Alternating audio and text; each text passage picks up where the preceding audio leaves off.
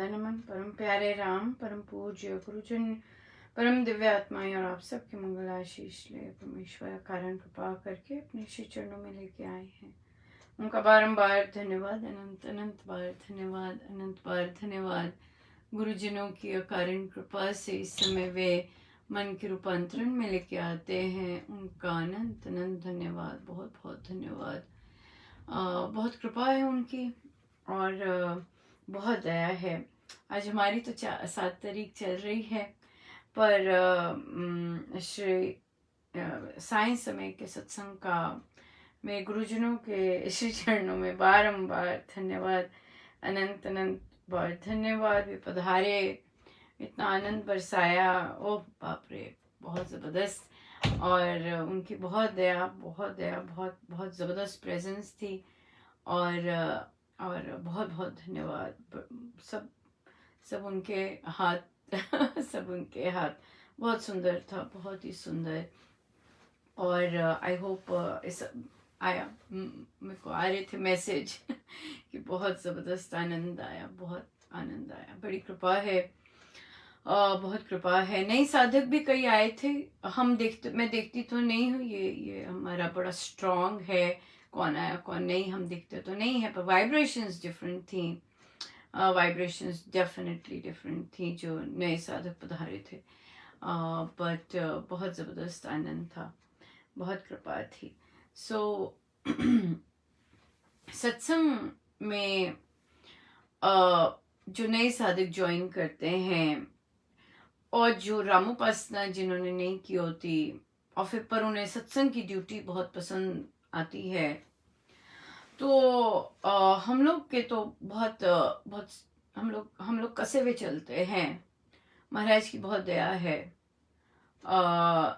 जितने साधकों को ड्यूटी मिलती है, उनके लिए 10,000 कम से कम राम नाम का जाप करना बहुत कंपलसरी होता है। और कंपलसरी है।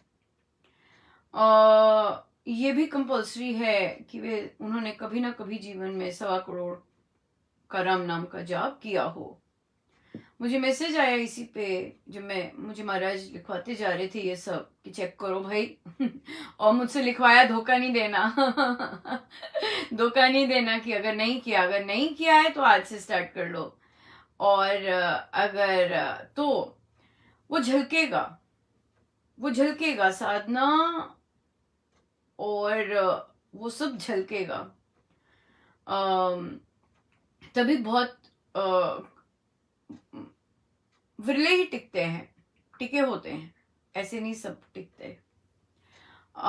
फिर तो किसी ने कहा कि अनुपमा मैंने तो महाराज का व्रत लिया हुआ है, मैं वो करती हूँ। हाँ बिल्कुल ठीक है, आपने महाराज का व्रत लिया है कि आप दैनिक कितना जाप करेंगे, तो बिल्कुल ठीक है, उसमें कोई चिंता नहीं है, क्योंकि वो जो है वो अपने आप 1.25 करोड़ संकल्प 1.25 करोड़ बनाता जाता है, उसमें कोई चिंता नहीं है, उसमें ठीक है। और फिर आप उपासक का आंतरिक जीवन भी अध्ययन कर रहे हैं और उसके साथ कसे हुए चल रहे हैं, बिल्कुल ठीक है, बिल्कुल ठीक है।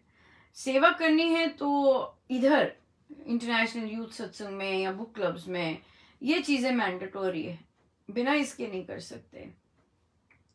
और तो ये चीज़ें ये था। और कई नए आते हैं तो और सत्संग में हमारी प्रेफरेंस गुरुजनों को बेस्ट देने की होती है, गुरुजनों को बेस्ट देने की होती है।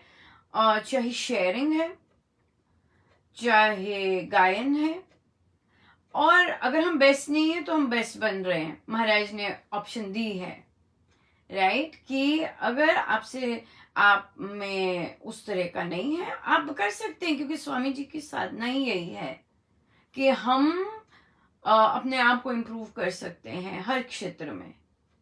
It's possible, but you just need to do it, you just need to do it. और महाराज ने मुझे सिखाया है, क्योंकि सत्संग का होता है तो उन्हें पता है कि ये सीख जाएगी। तो स्पष्ट कहना, चाहे बच्चों को, चाहे बच्चों को, जैसे कई बार बच्चे बच्चे भी आज स्मार्ट हैं, ऐसा नहीं कि मैं उनके सामने बुद्धू होंगी, बच्चे स्मार्ट हैं। कई बार हमारी प्रैक्टिस चल रही होती है और फिर अगर मैं 2 हफ्ते बाद बोलूँगी अरे ये तो ठीक नहीं हुआ, तो बच्चा बोलेगा पर आपने तो मुझे बताया नहीं, मैंने आपको सुनाया था। तो मुझे डेफिनेटली कहना होता है कि भाई मुझे आपका सुना नहीं था क्योंकि आपका इंटरनेट मेस्ड अप था। आज पहली बार मैं आपको सुन रही हूँ तो मैंने बता दिया। अगर पहले सुना होता तो मैं पहले कर देती। तो और कई बच्चे होते हैं जो मनमानी करते हैं, पूछते तो हैं कि हम ये कर लें, बट जब उन्हें पॉजिटिव उनकी मनमानी के अनुसार रिस्पॉन्स नहीं मिलता, फिर वो अटकते हैं, फटकते हैं। तो फिर मैं आराम से बैठी होती हूँ, भैया कोई बात नहीं कोई बात नहीं, अपने आप सीखेंगे कि जो पूछा है अगर उस पर स्वीकृति नहीं है तो मुझे गाना है कि नहीं गाना। कई समझदार होते हैं, वो समझ जाते हैं, प्रैक्टिस करते हैं। कईयों को अंदर से अर्ज होती है बहुत जोर की मुझे गाने गाने तो फिर वो क्योंकि उन्होंने मेहनत पूरी नहीं की होती तो फिर वो अटकेंगे। सो बहुत इंटरेस्टिंग रहता है, बहुत गुरुजनों की बहुत कृपा है। और एक और सत्संग फुल फ्लैश मिलना तो भारी भरकम दया है। बहुत सुंदर लगा कि आज पहले से साधक बैठे हुए थे पहले से साधक बैठे हुए थे, समय से पहले से आके बैठे अपना जाप कर रहे थे। और मुझे पता है कि सत्संग के बाद भी किसी का अपने घर के काम करने का एनर्जी लगी होगी उठने के लिए। बहुत ज़बरदस्त एनर्जी थी, बहुत ज़बरदस्त। सो आज से हमारा रेगुलर शुरू हो जाएगा। बच्चे परफॉर्म कर रहे हैं, एडल्ट्स सपोर्ट दे रहे हैं। और या नए साधक आए हैं जिनको सेवा की अपॉर्चुनिटी मिलेगी। और या अपना करें, पर हाँ, पर सत्संग केवल यहाँ पर तो बिहेवियर रूपांतरण ये सब चीज़ें भारी भरकम लेके आते हैं, आएंगे भी। सारे इस तरह के हैं, मात्र बैठना नहीं है, मात्र एंजॉय करने वाला नहीं है, ये तो करने वाला सत्संग है। और करना है, चाहे सारा टाइम 1 घंटा ध्यान पे बैठे और वहां से एनर्जी ले और अपने परिवार में जाके सत्य का संग करे हाँ, सारा दिन सत्य का संग करें और इस समय फिर आए और फिर से अपने आप को रिजुविनेट करें और फिर से कनेक्टेड रहें।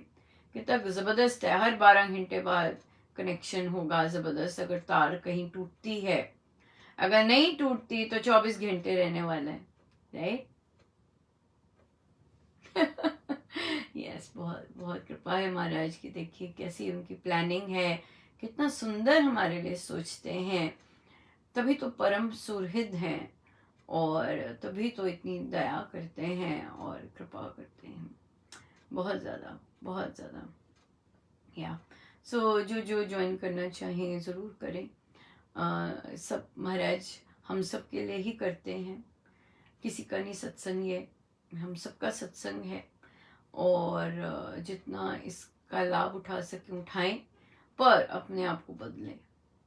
जो सुबह महाराज कहते हैं, अभी कहेंगे, आदेश देंगे हमें करने का, हम वो करें। अगर वो नहीं कर रहे हैं तो हमें पता है कहीं ना कहीं ढीला होगा, और हम वो बताएंगे कि तुम नहीं कर रहे, ठीक।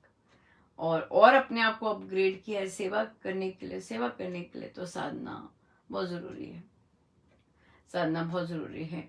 क्योंकि हम लोग ढीले होते हैं सामाजिक, तो बार बार मुझे पता तो होता है कि ढीले हैं, पर फिर भी क्योंकि महाराज मुझ जैसी को अगर बार बार अपॉर्चुनिटीज देते हैं सुधरने की, सीधा होने की, तो why not others, right, why not others. So इसलिए इवन दो ढीले होते हैं, पर फिर भी अपॉर्चुनिटी दी जाती है कि भाई और सीधे हो जाओ, थोड़ा सा बनो कड़क, अपनी ड्यूटीज जो सेवा के लिए आए हो वो अच्छे से निभाओ, सही ढंग से निभाओ, और महाराज को साक्षी मान के, महाराज को सारथी मान के कीजिए।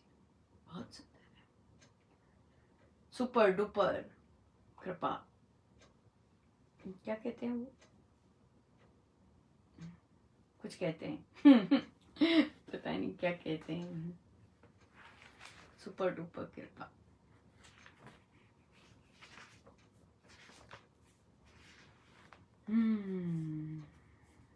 बहुत कृपा, बहुत कृपा।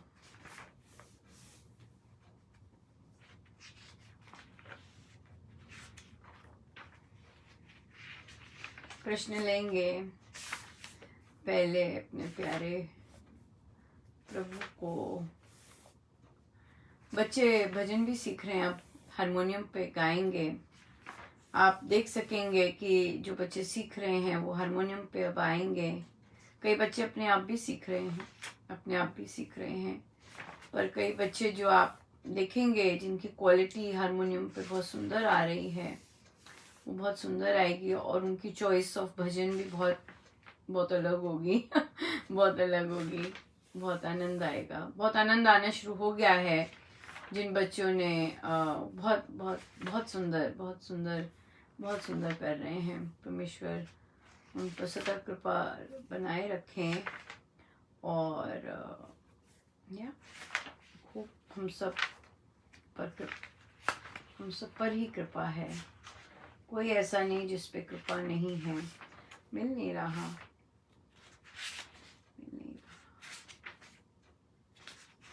जो मुझे ऐसे लग रहा है मैंने लिखा है, पर मुझे पता नहीं लिखा है मैंने क्यों। टाइटल्स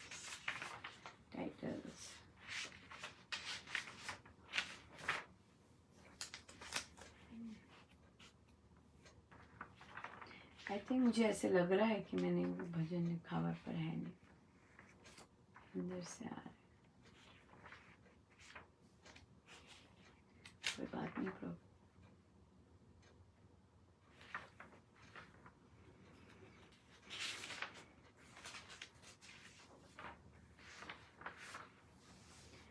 तेरे चरण कमल में राम,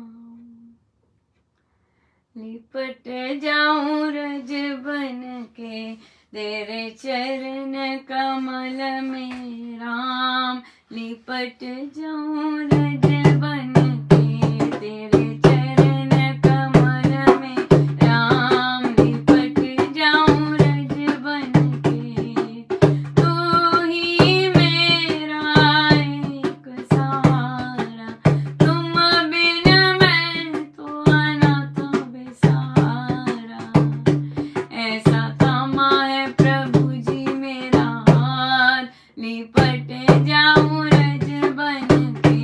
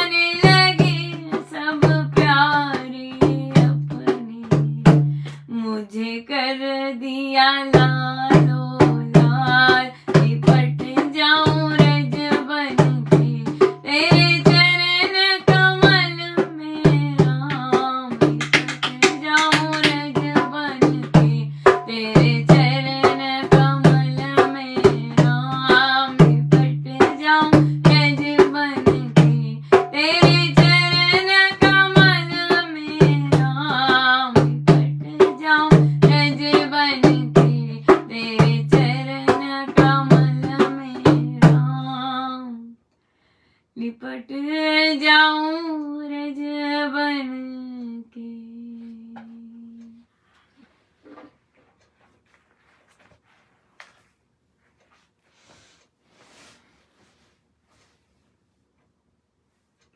प्रश्न आया कि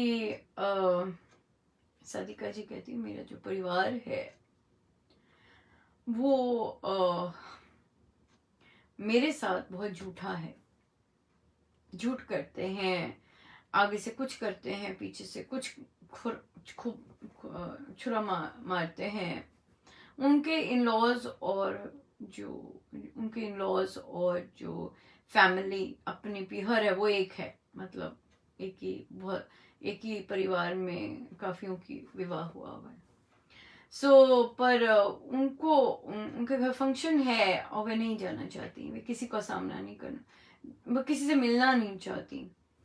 पर क्योंकि क्योंकि दोनों परिवार हैं, वो एक ही परिवार है, क्योंकि वो दामाद भी हैं और दूसरे भी बन जाते हैं, तो इसलिए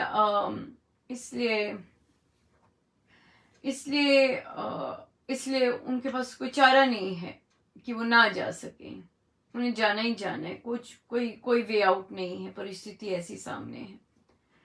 तो उन्होंने कहा कि मैं चली भी जाऊं क्योंकि मैं महाराज को संग लेके जाती हूँ, वे मेरे सहायक हैं, किंतु जो उन्होंने मेरे साथ किया है मुझे वो बहुत ज्यादा फिर सामने आता है और मैं बहुत पीड़ित हो रही हूँ इससे।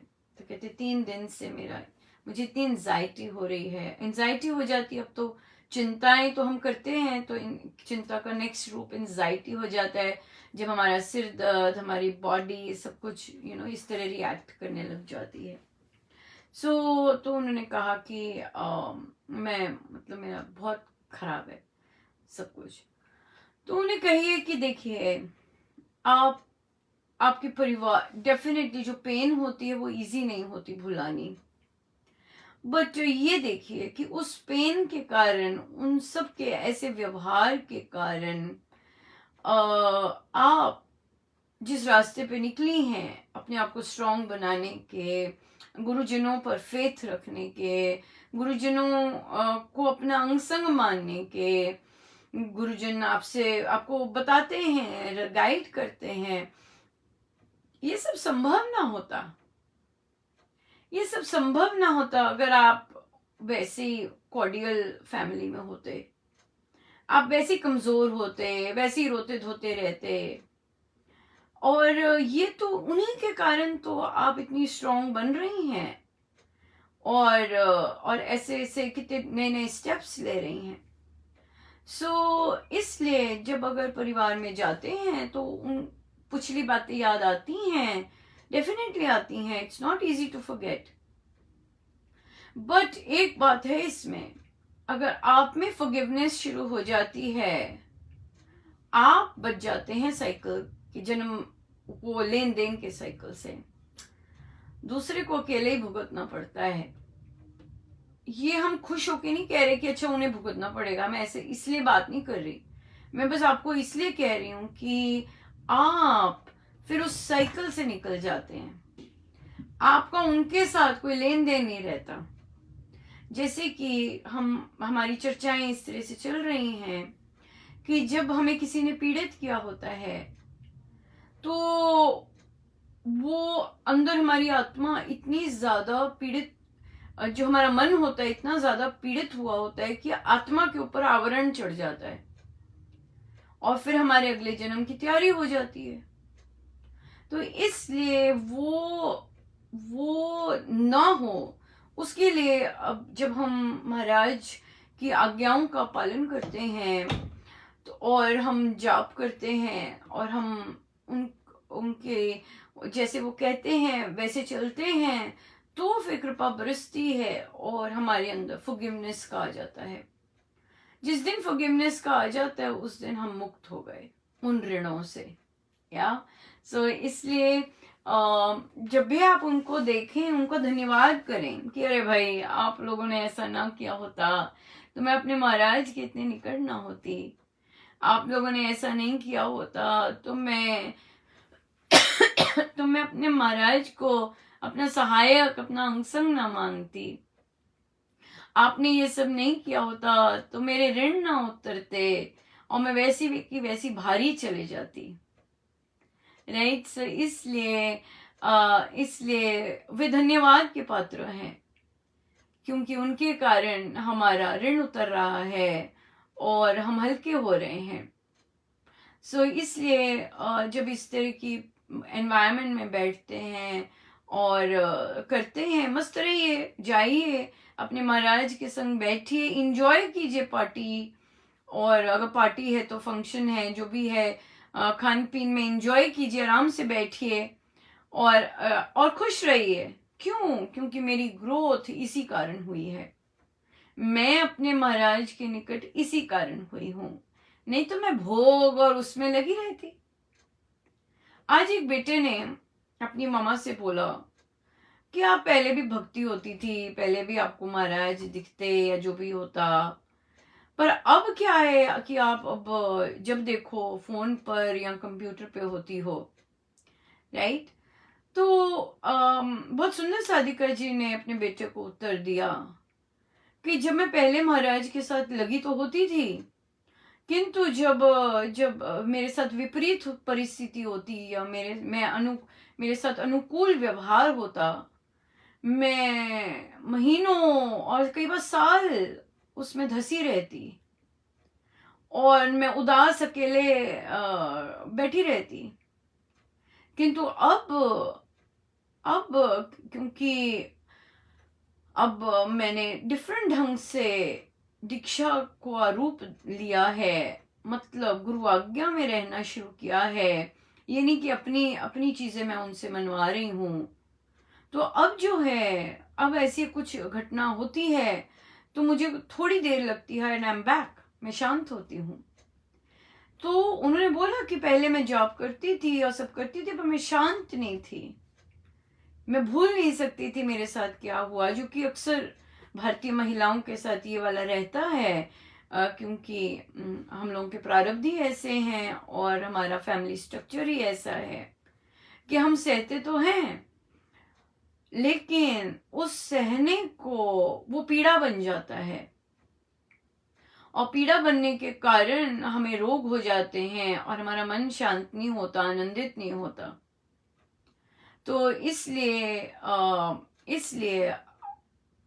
जब हम महाराज के शब्दों को लेकर हम उन पर चलते हैं, तो फिर ये जो चिंता और जो उदास हो जाना, निराश हो जाना और वर्षों उस उदासी में ही बिताना, ये सब समाप्त हो जाता है।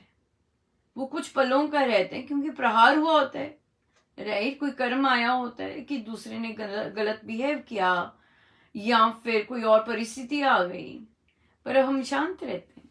उन्होंने कहा कि अब मैं शांत रहती हूँ।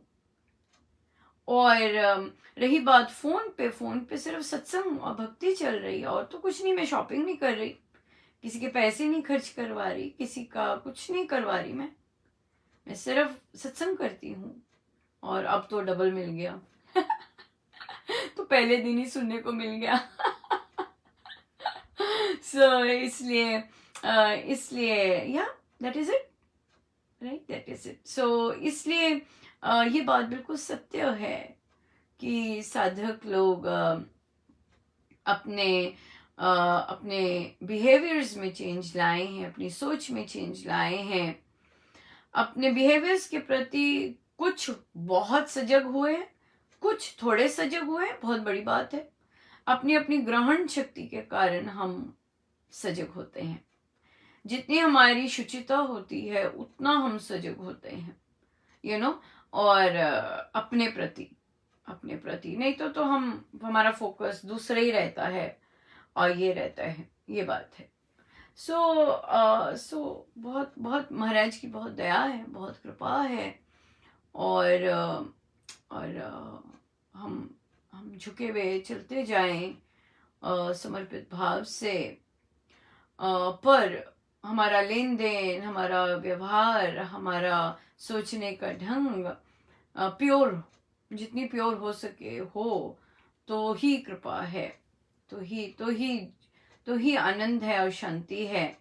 वरना तो लंबी लंबी बातों में और व्यर्थ के इन चीज़ों में ही लगे रहेंगे। वो उससे अंत समय नहीं कुछ होने वाला।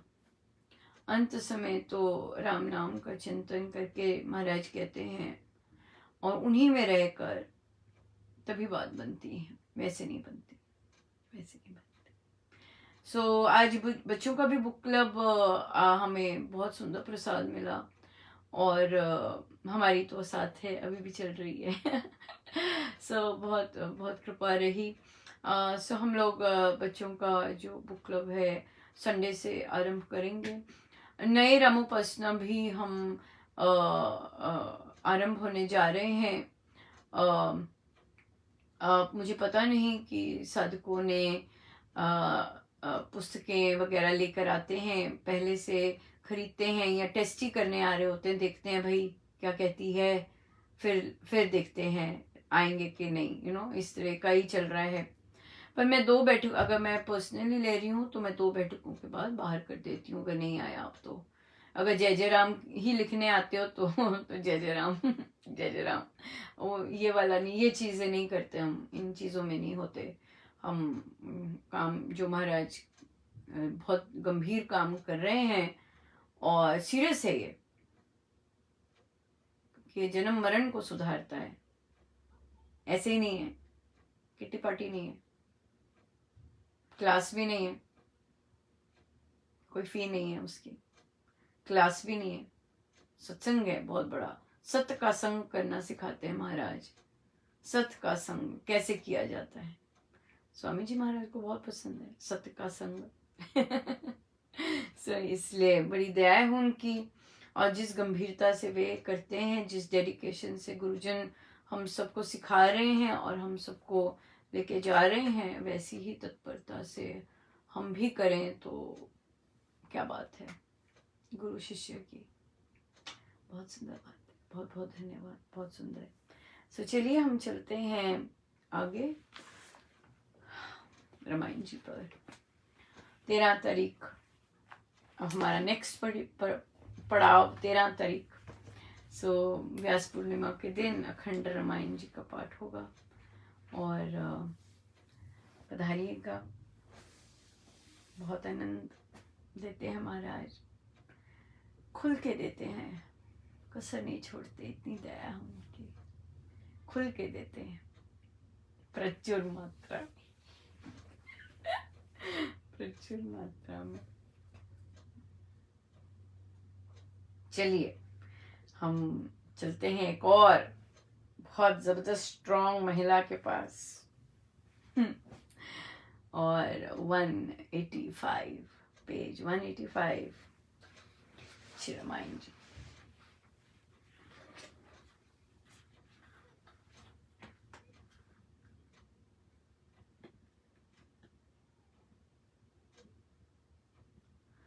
बाल समय में यथा रही मैं पितृभवन में, तथा सुख शांति सहित रहूंगी जंगल वन में। होगा आलस नहीं कभी भी मेरे मन में, कर्तव्य उद्यम दो रहेंगे मेरे तन में। मैं घन वन में घूम रहूंगी हर्षित निश्चित, नद नाले सरताल सभी निरखूंगी गिन गिन। पुष्पित तरवर बेल लता मंडप कोमलते, मृदु हरित शुचि घास सांसल सब विघ्न बिन। तुझ बिन मेरे देव न मैं स्वर्ग में जाऊं, नंदन वन के बीच कभी न हर्ष को पाऊं। कंदमूल को त्याग नहीं अमृत भी खाऊं, तज कर सुर रवि लोक यहीं हर्षित हो आऊं। तुझे छोड़ कर ना दियूं ना एक घड़ी में, तोड़ूं अभी तुरंत प्राण की प्रिय लड़ी में। व्रत धर्म के लिए हठीली रहूं बड़ी मैं, बीच कर्म कर्तव्य कही गई हूँ कड़ी में। सीता का हट देख कर मन के दुख आलो, राम नयन जी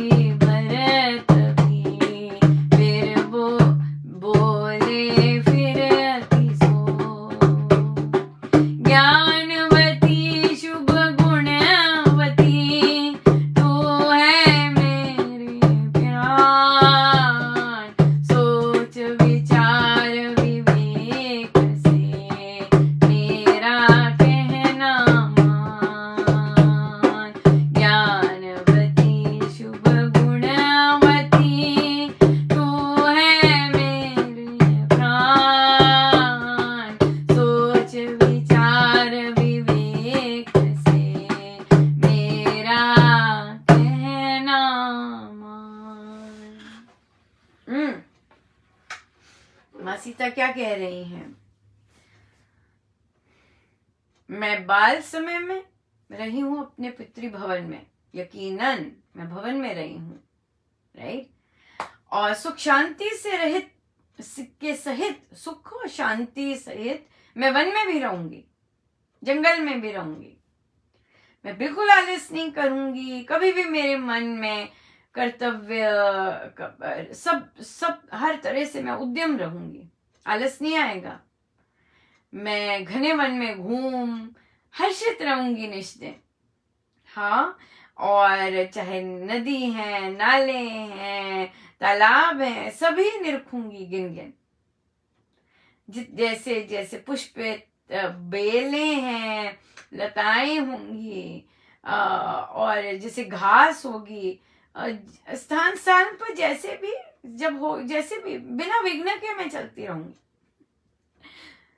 फिर कहते हैं कि तुझ बिन मेरे देव, प्रेमी है, कहते तुझ बिन मेरे देव नाम, मैं तो स्वर्ग नहीं जाने वाली मैं आपके बिना स्वर्ग नहीं जाने वाली पतिदेव। मैं कंदमूल को त्याग कर अमृत भी नहीं खाने वाली। हाँ, मैं सारे ये सब सुख रवि लोक, मैं कहीं नहीं हर्षित होने वाली तुझे छोड़कर मैं एक पल नहीं जी सकूंगी, मुझे जीना भी नहीं है। कहती है मुझे जीना भी नहीं है तुम्हारे को छोड़कर। व्रत धर्म के लिए मैं बहुत हठीली और कड़ी हूं कहते मैं हठीलू हूं और कर्तव्य कर्म के बीच में बहुत कड़ी हूं।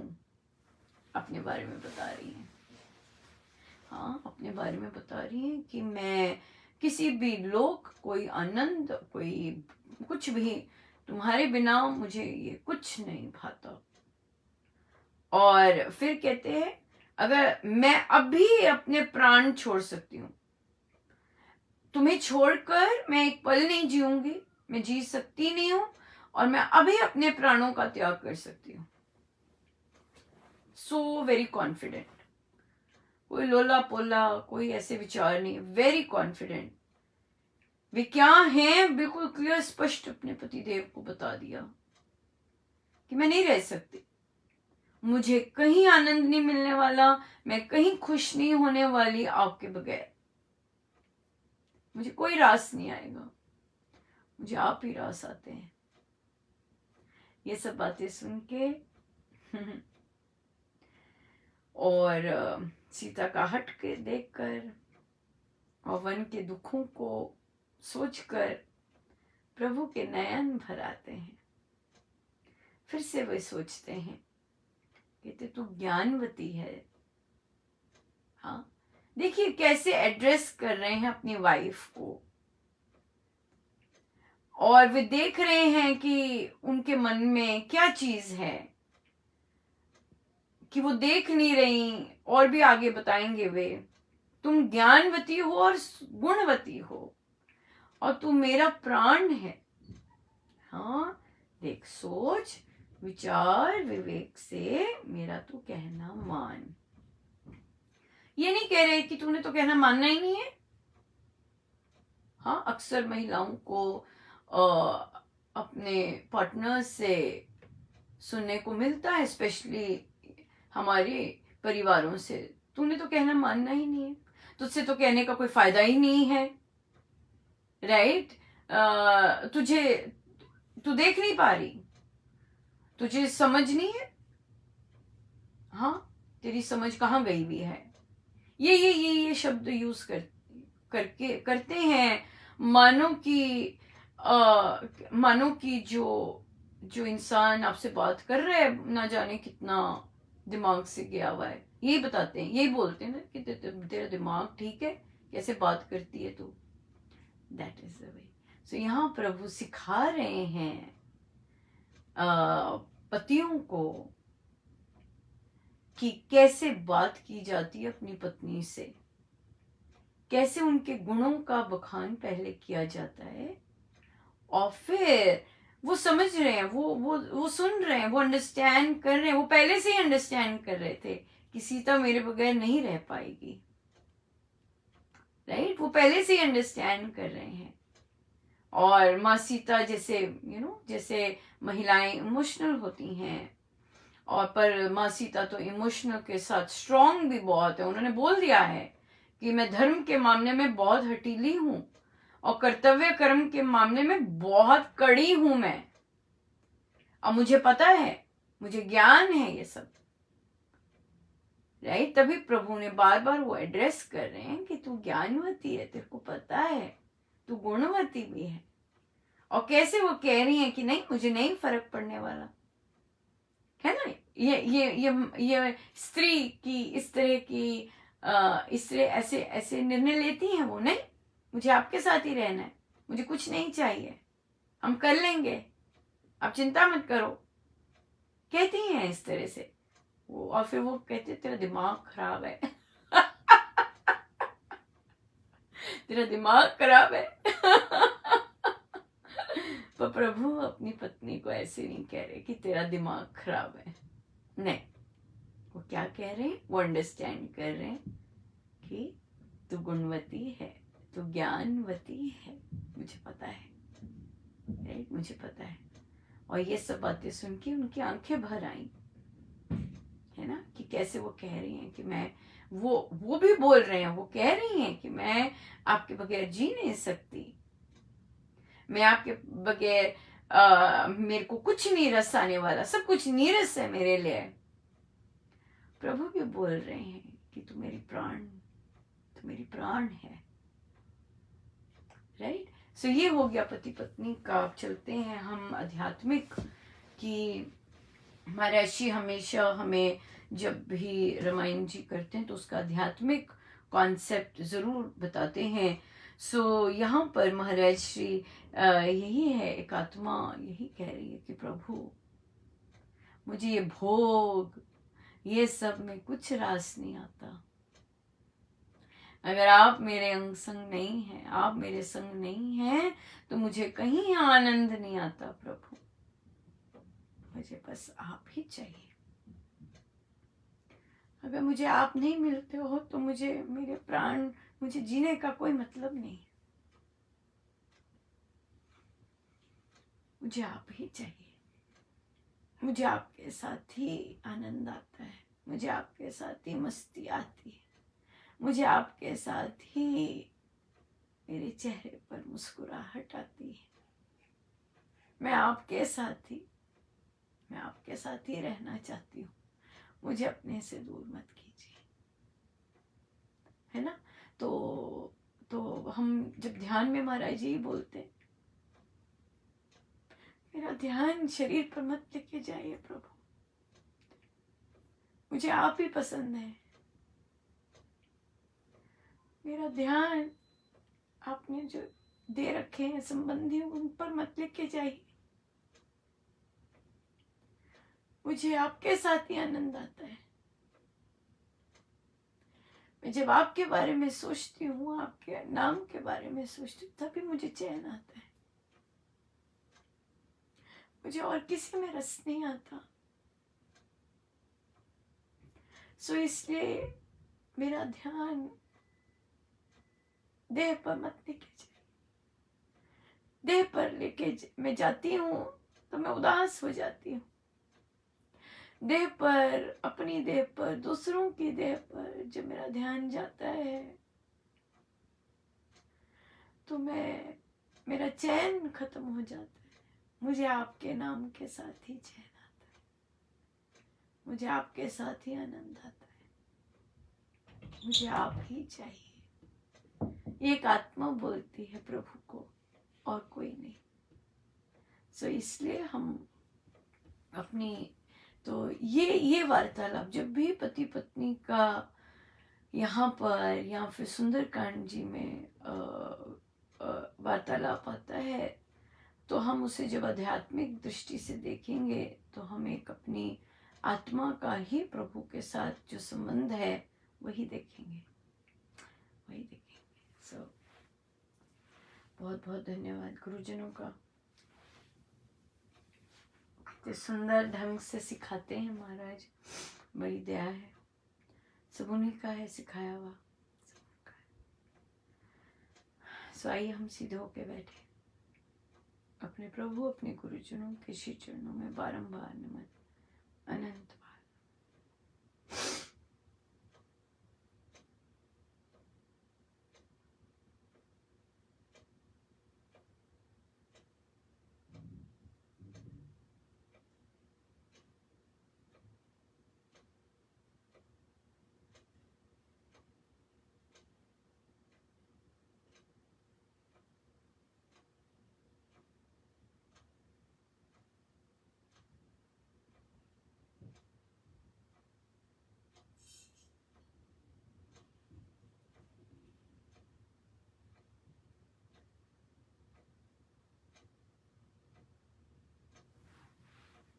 सब गुरुजनों का उन्हीं के श्री श्री चरणों में। जय जय राम, जय जय राम।